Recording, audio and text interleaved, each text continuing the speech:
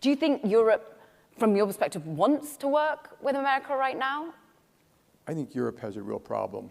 It's very hard to look at the world and we have moving tectonic plates. You've heard it spoken about. It's AI. The enemy's in the satellite up above and in your computer systems right now.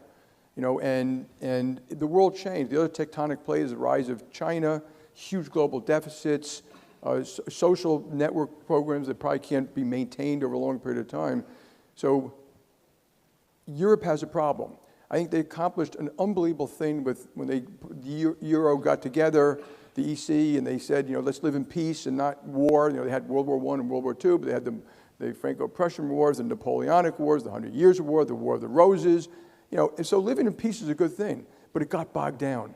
They never finished the common market. It takes 27 nations, to make a decision.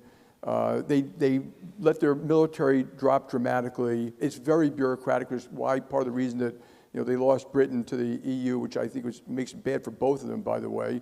And so you got to be honest about this. So, and those tectonic plates may move over 20 years. But if we ever write a book about how the West was lost, it will be because of the following. It will be because of we didn't get our act together here, and we go through all the policies here, that we didn't have the strongest military in the world, and that we allowed Europe to fall apart. And so I have a slightly different point of view about Europe. They have some wonderful things, but they've gone from 90% of the GDP of America to 65.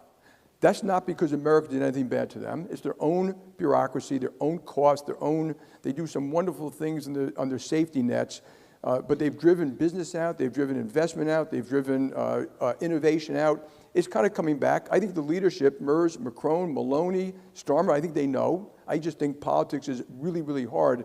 Therefore, the fragmentation of Europe, if they fragment, that's exactly what some of our adversaries want. They want to go back to a world like that, and then you kind of have a world that was like it was before World War I, everybody out for themselves.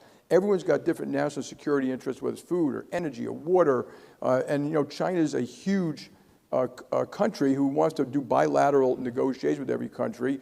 If they fragment, then you can say that that America first will not be around anymore.